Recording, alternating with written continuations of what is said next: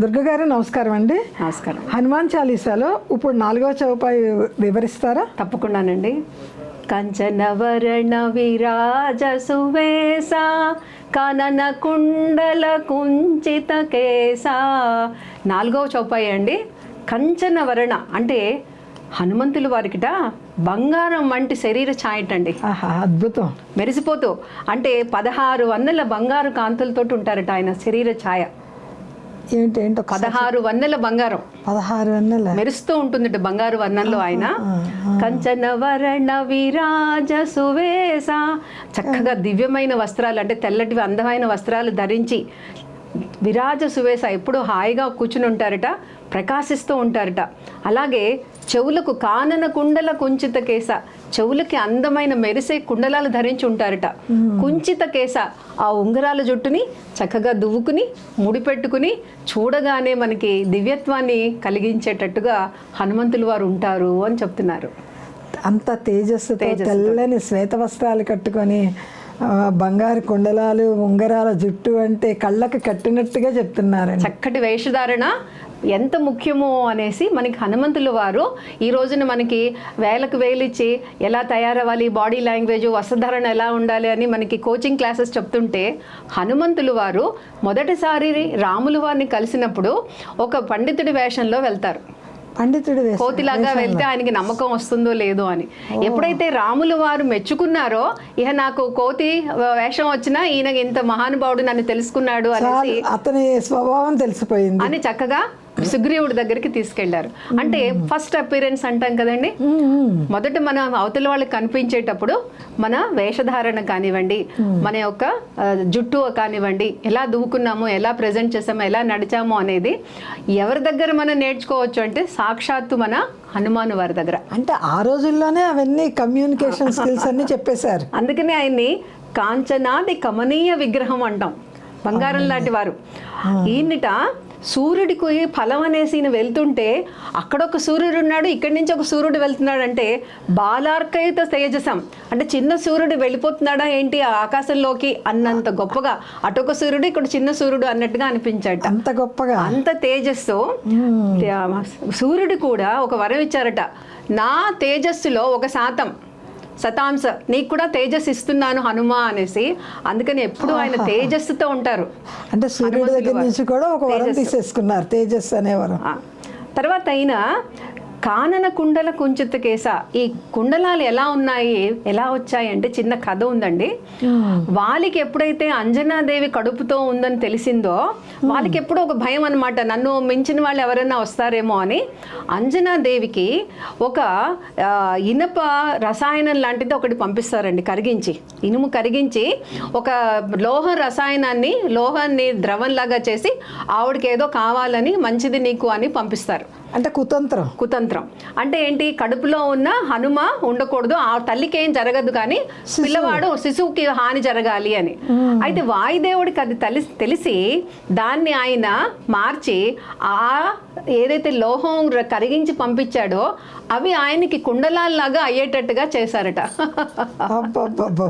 అందుకని కానన కుండల. అందుకని ఎప్పుడు కూడా ఆయన మనం చూస్తామండి, మనకి పురాణాల్లో మనకి చెప్తూ ఉంటారు, విష్ణువుకి మకర కుండలాలు ఉంటాయి, శివుడికి నాగ ఆకారాలు ఉంటాయి. అలాగే మన హనుమంతుల వారికి కుండలాలు ఉన్నాయి అని మనం చెప్పుకోవచ్చు అనమాట. నాగాభరణం శివుడు ధరిస్తారు, విష్ణువు ఎప్పుడూ కూడాను మకర కుండలాలు వేసుకుంటారు. మన హనుమంతుల వారు కుచిత కానన కుండల అనేసి ఆయనకు కూడా కుండలాలు ఉన్నాయి అని మనం చెప్పుకుంటాం. అయితే హనుమకి 5 వాక్కాయంలో ఉంటాయండి. 5 వాక్కులు అంటారండి. అంటే ఒక ప్రతి మనిషికి కూడా 5 వాక్కాయములో మొదటిది వాక్కు, చక్కగా అది అవతల వాళ్ళకి నచ్చేటట్టుగా అర్థమయ్యేటట్టుగా మాట్లాడడం.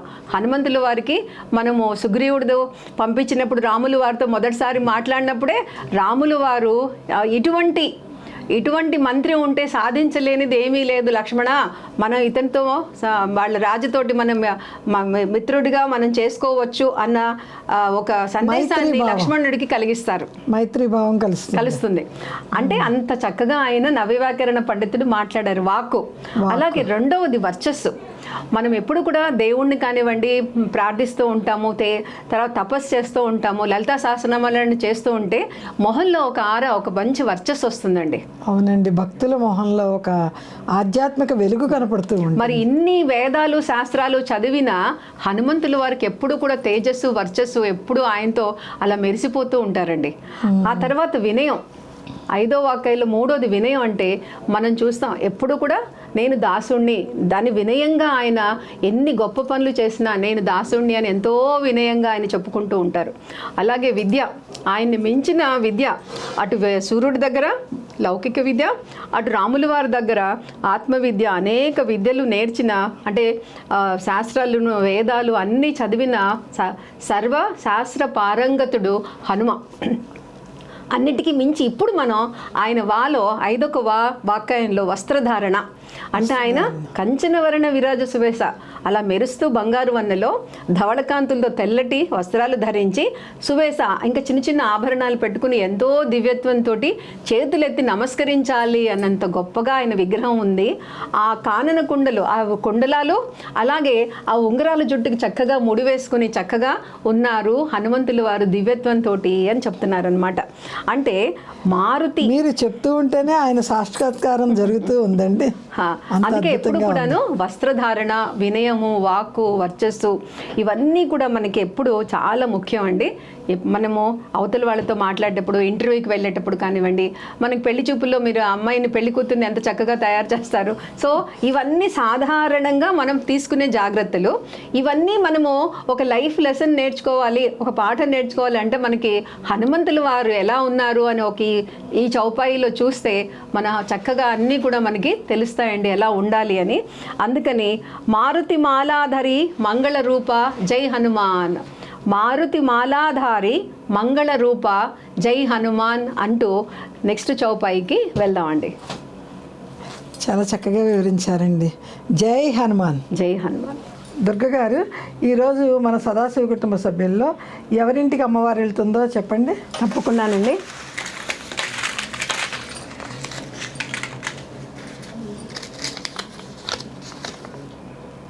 అనూష ములుగు అండి. అనూష ములుగు, మీరు వాళ్ళ అదృష్టవంతులు, అమ్మవారు వస్తున్నారు మీ ఇంటికి. అనూష గారు, మీరు స్క్రీన్ పైన వచ్చే నెంబర్కి పూర్తి చిరునామా పంపించండి. మీకు త్వరలోనే పుస్తకం అందుతుంది. పిన్ కోడ్ నెంబర్ రాయటం మర్చిపోవద్దు. పుస్తకం అందగానే అందినది అన్నది మెసేజ్ పెట్టండి. శ్రీమాత్రే నమః. శ్రీమాత్రే.